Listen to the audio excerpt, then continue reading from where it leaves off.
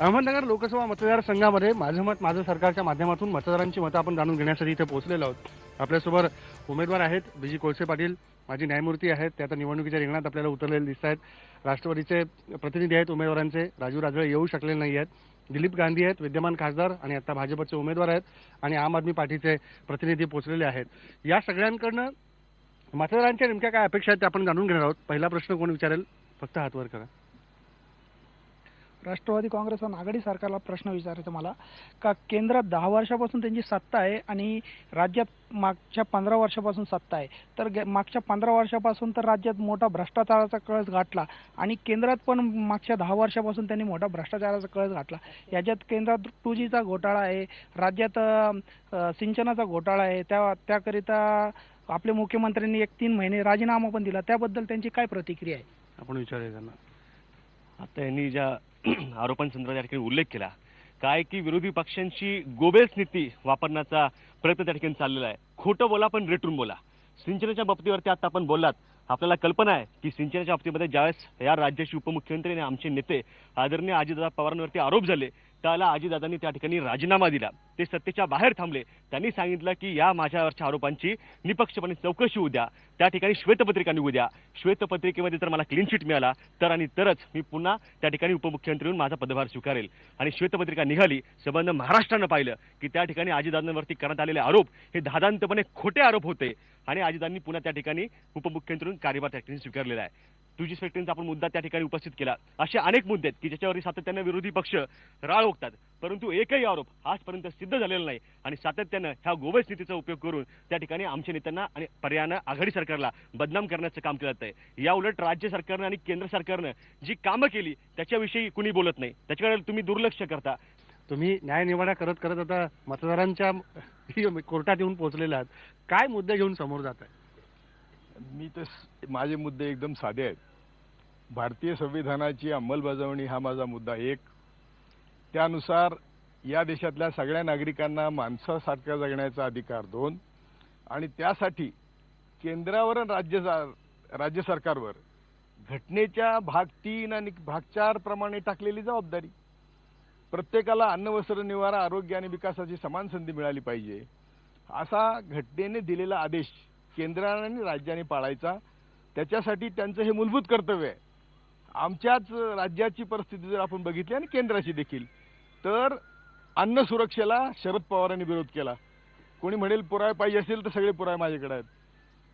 शेतकऱ्यांना जास्त जमिनीची किंमत वाढवून द्यावी प्रकल्पासाठी ॲक्वायर होताना शरद पवारांनी विरोध केला. या भूमीमध्ये ज्या लोकांना कर्जमाफी केली शरद पवारांनी शेतकऱ्यांच्या कर्जमाफीला विरोध केला. आता गांधी आमच्या समोर आहेत, शेजारी आहेत. ते DRDOचे इथले अध्यक्ष होते किंवा पदाधिकारी आहेत काय आणि वाकचौरे. आम्ही दारिद्र्यरेषेखालच्या लोकांचे दारिद्र्य घेण्यासाठी आंदोलनं करतोय. धान्य सडतंय. महाराष्ट्रामध्ये 20,000 मेट्रिक टन धान्य सडलं, लोकांना वाटत नाहीत. आम्ही दारिद्र्यरेषेखालची यादी जाहीर करून आम्ही जवळ 90,000 लोकांना त्याचा फायदा मिळवून दिला. म्हणजे कार्ड फक्त मिळाले, धान्य मिळालंच नाही. अन्न सुरक्षा आणली.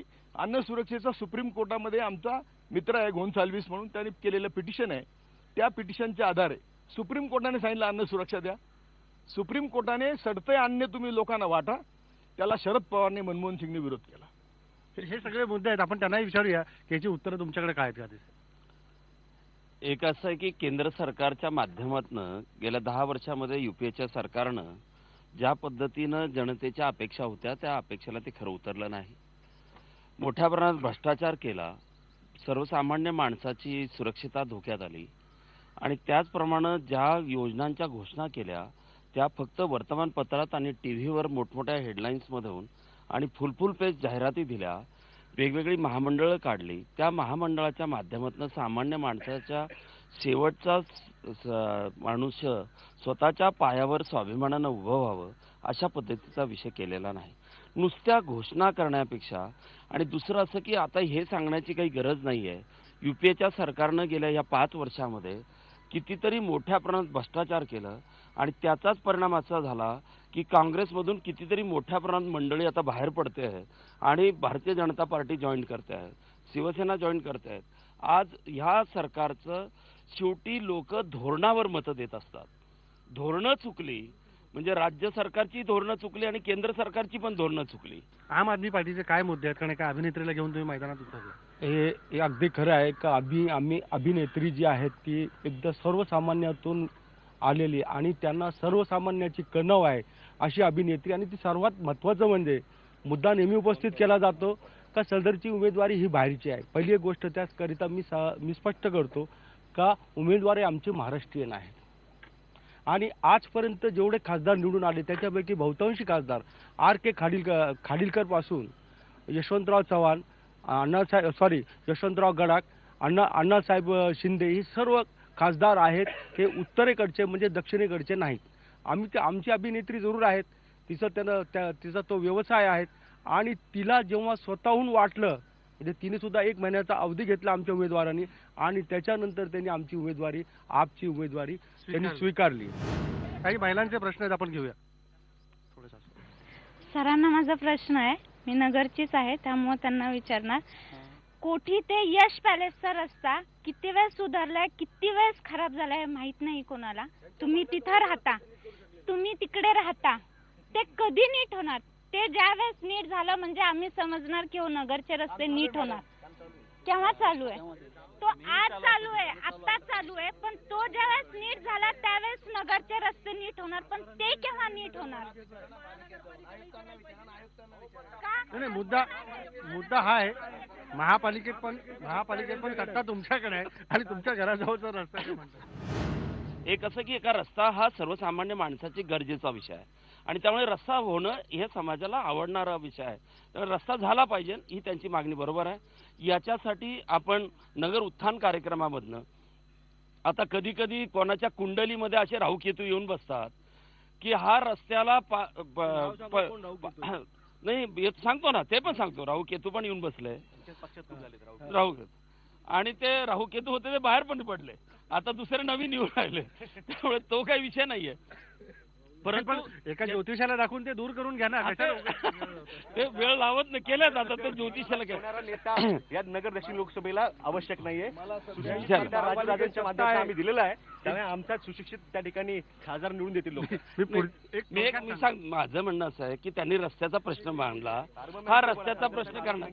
अर्बन बँकेतही बोलतो, तुम्ही ज्या दुधाचा चालवला त्या देशाच्या लोकांच्या गरीब माणसाचा तुम्ही डिव्हिडंड खाल्ला, तुमच्यावर कोर्टामध्ये केस दाखल आहे, तुमच्यावर कोर्टात केस दाखल आहे, तुमच्यावर कोर्टात केस आहे. अर्बन बँकेच्या सेपरेट अकाउंटमधून पैसे वापरले गेले. हे दोन्ही हे बघा, यांनी 97-98ला दारिद्र्याची यादी केली यांच्या सरकारने युतीने आणि त्यामध्ये सगळे धनदांडगे घेतले. का बसा रे, सगळे धनदांडगे घेतले. त्याच्यावर आम्ही सुप्रीम कोर्टात गेलो, सुप्रीम कोर्टाने ती यादी रद्द केली. ती यादी रद्द केल्यानंतर हे शरद पवारचे सगळे मंत्री तीच यादी रद्द केलेली 2006 साली रद्द केलेली यादी आजही वापरतात आणि धनदांडग्याला सगळे सवलत देतात. ना मुस्लिम, ना दलित, ना गरीब त्याच्यात आला. काही उद्योजक आहेत, मला त्यांना विचारायचं. मी भारतीय जनता पक्षाच्या प्रतिनिधींना विचारू इच्छितो की आत्ताचं जे औद्योगिक धोरण आहे त्यामध्ये कामगारविषयक कायदे हे अवाजवी कामगारांना प्रोटेक्शन देणारे आहेत. त्यामुळे भारतीयांची उत्पादकता कमी झालेली आहे. तर आपलं सरकार जर आलं तर आपण असे कायदे करणार की ज्यामुळे काम करा व पैसे घ्या, जे चांगलं काम करेल त्याला चांगले पैसे मिळेल, तो त्याला फायदा होईल, त्या प्रकारे भारताची उत्पादकता वाढेल. तर अशा प्रकारे आपण कायद्यामध्ये बदल करू इच्छिता का? आपण विचारत बिलकुल अतिशय चांगला प्रश्न विचारला आणि आपण नरेंद्र भाईंचं भाषण जर ऐकलं असेल तर त्याच्यामधनं एक असं आहे की काम करेल त्याला केलेल्या कामाचा पूर्ण मोबदला मिळाला पाहिजे आणि प्रत्येक माणसाच्या हाताला रोजगार उपलब्ध झाला पाहिजे. आपल्याकडे जे काही पोटेन्शियल आहे त्याचा वापर योग्य पद्धतीने हे सरकार करत नाही आणि त्याच्यामुळेच बेकारीचे प्रश्न वाढलेत. आता हे राज्य सरकारच्या धोरणाचा परिपाक म्हणजे बघा की नगरला विमानतळ व्हायला पाहिजे, राजकारणापायी ते तिकडे उत्तरेत गेलं, काही कारण नाही. इथे जर झालं असतं तर विमानतळामुळे औद्योगिकरण वाढलं असतं. औद्योगिकरण अरे बाबा औद्योगिकरण वाढलं, सर्वसामान्याला रोजगार मिळत असतो, मोठ्या उद्योगधंद्यांना औद्योगिकरण झालं असतं. यांनी सर्व ठिकाणी औद्योगिकरण न करण्यापाठीमागे एमआयडीसी गेल्या 30 वर्ष झाले, राज्य सरकारने एमआयडीसी केले, लोक येत नाही. एमआयडीसी काय केलं का? आपण खासदार साहेब सांगा की किती मुलांना या ठिकाणी अहमदनगरच्या एमआयडीसी मध्ये आपण रोजगार मिळवून दिलात. राष्ट्रवादी काँग्रेस पार्टीनं त्या ठिकाणी पुढाकार घेऊन याद्या दाखवा, याद्या दाखवा. एकाला दिलं राष्ट्रवादी मुद्दे अनेक आहेत. या मुद्द्यानुसार खरंच या मतदारांना इथे न्याय मिळतो का हे बघणं महत्वाचं असेल. ब्रेक घेऊया, ब्रेक नंतर परत भेटू.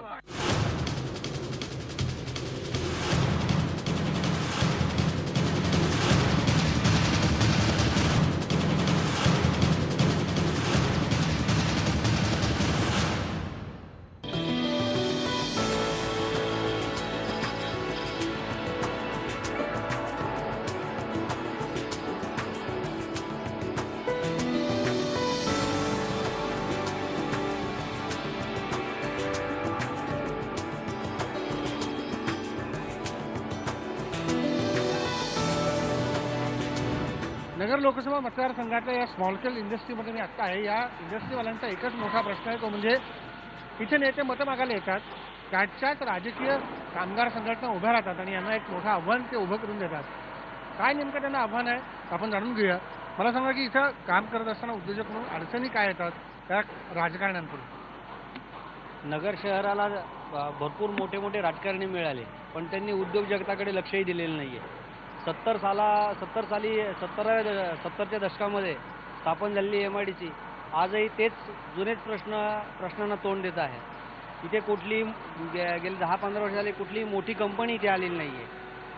लोकल लोकांचा फक्त एक वर्गणी करता आणि पैसे मिळवण्याकरताचं स्टेशन म्हणून नगर MIDCकडे पाहिलं जातं. कुठल्याही प्रगतीच्या मार्गाने विजन असलेला आम्हाला एकही नेता मिळाला नाही किंवा विजन असलेल्या नेत्याने आमच्याकडे लक्ष दिलेलं नाही आहे. आमचे प्रश्न जैसे तेच आहेत. आणि आमची इच्छा आहे की आम्हाला आता चांगलं राजकीय नेतृत्व मिळायला हवं आहे की जे आजच्या विचारसरणीला त्याचे विचार जुळणारे असतील. पण एक राजकीय इच्छाशक्ती असणारं नेतृत्व पाहिजे असं म्हणतायत. एक मतदार उद्योजक म्हणून तुम्हाला काय वाटतं? साधी गोष्ट जर आपण आत्ता पाहिली, आत्ता आपण जिथं उभं आहे, तुम्ही इथं जर नजर फिरवली तुम्हाला दिसेल की प्रत्येक स्क्वेअर फुटाचा उपयोग करून इथं इंडस्ट्री चालू आहे. का असं होतं आहे? ते 1980 साली MIDC स्थापन झाली, त्यावेळेला जेवढी जागा होती त्याच्यात एका फुटाची सुद्धा नंतर भर पडलेली नाही आहे. 1980 पासून ते 2014 पर्यंत आम्ही अजून जागा शोधतोय MIDCसाठी.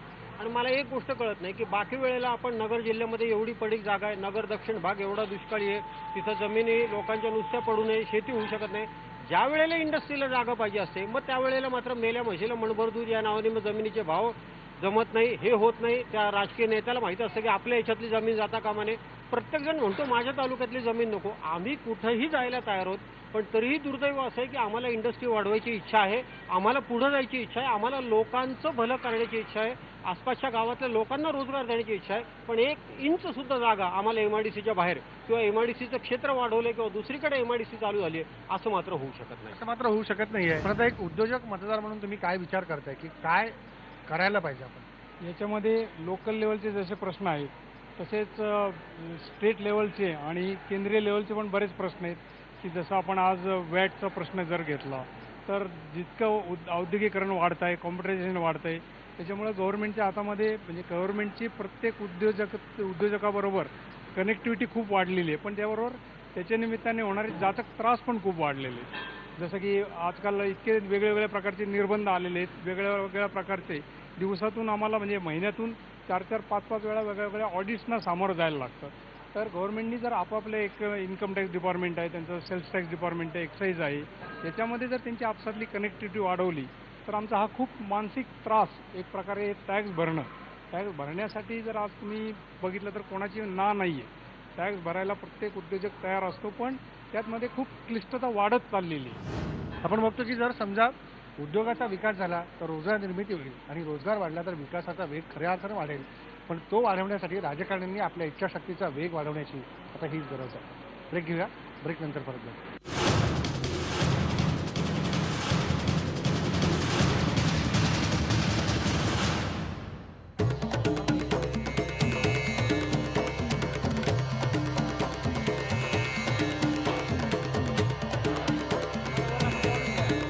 अहमदनगरमधल्या कृषी उत्पन्न बाजार समितीमध्ये आता आहोत. माथाडी कामगार जे हमाल आहेत, रोज सकाळपासून संध्याकाळपर्यंत त्यांना राबावं लागतं. यांची नेमकी काय समस्या आहे, त्या मतदारसंघामधल्या खासदारांकडनं त्यांना नेमकं काय अपेक्षित आहे, आपण त्यांना विचारूया.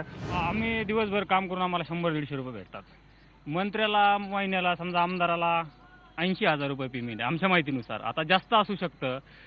नोकरदारांना 7वं वेतन आहे, 6वं वेतन आहे, पुढं 8वं वेतन लागू व्हायचं. कामगारासाठी काय?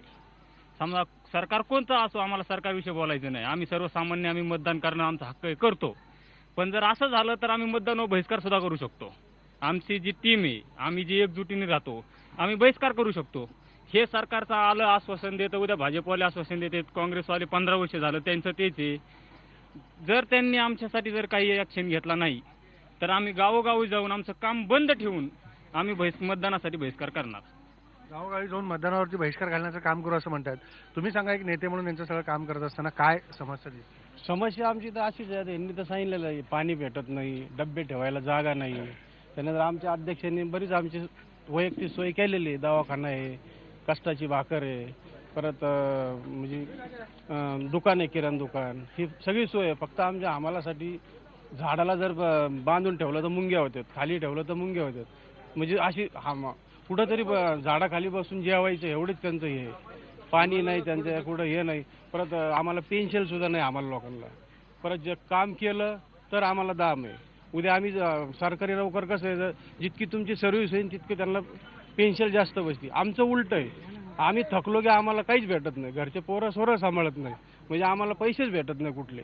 आणि सरकार काय पेन्शन काय आम्हाला अजून लागू करत नाही. आमची काम करतो, आम्हाला पगार भरपूर भेटत आहे. मात्र्यावर जीवन गाळीत आम्ही. किती वेळ काम करायला लागतं? काय काय काम करता तुम्ही? आम्हाला सकाळी 9 वाजल्यापासून तर रातचे 9 बी वाजत आहेत, 10 बी वाजत आहेत तिथं. तरी करावंच लागतं काम इथं. किती रोजगार मिळतो? 130 रुपये. आमचं झाड झोड आम्हाला पगार नाही, पाणी नाही, काय नाही. हे झाडा झोडायचं आणि धुवायचं आणि ते खायचं. बघितलं की या सगळ्या कामगारांची हीच अवस्था आहे. सरकारच्या कुठल्याही योजना यांच्यापर्यंत येऊन पोहोचत नाहीत. त्याच्यात थांबू, पहा फक्त IBN लोकमत.